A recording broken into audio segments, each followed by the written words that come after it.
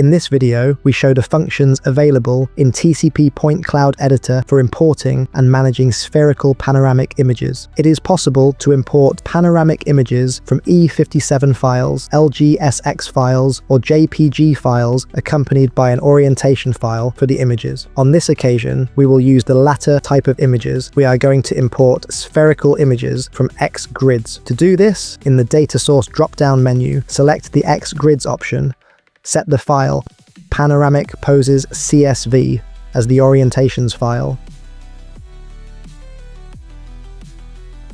and select the panoramic image folder as the panoramic images folder. The application processes the XGRIDs image orientations file and displays the list of images with orientation present in the panoramic images folder. We have the option of associating each image to a point cloud or all the images to the same point cloud.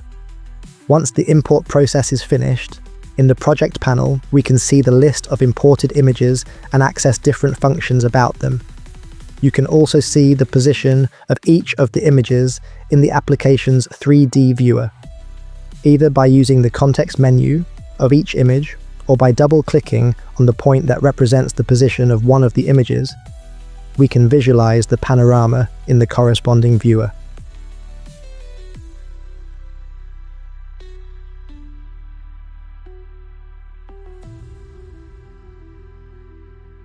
Using the transparency control, we can visualize the image and the point cloud at the same time to see the quality of the orientation and the alignment of the image with the point cloud.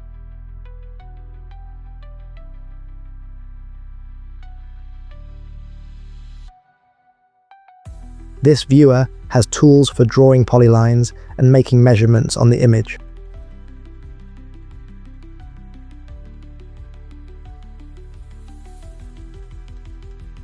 We show how to make a 3D measurement on the image, measuring the width and height of the entrance to a house.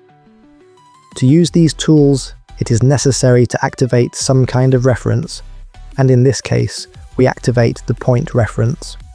Once 2 points have been designated on the image, we can visualize the result, both in the panoramic image viewer and in the main 3D viewer of the application.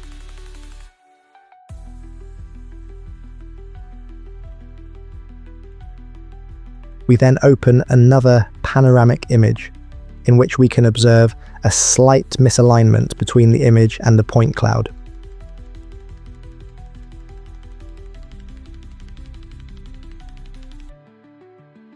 The application has rotation controls to make the necessary corrections to the image so that, assuming the position is correct, the image is better aligned with the point cloud.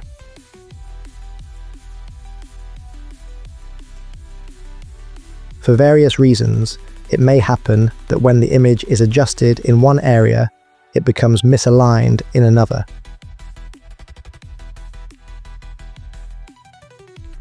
Once the image has been adjusted, it is possible to save these corrections so that they are kept in the project and do not have to be made each time you want to work on the same image.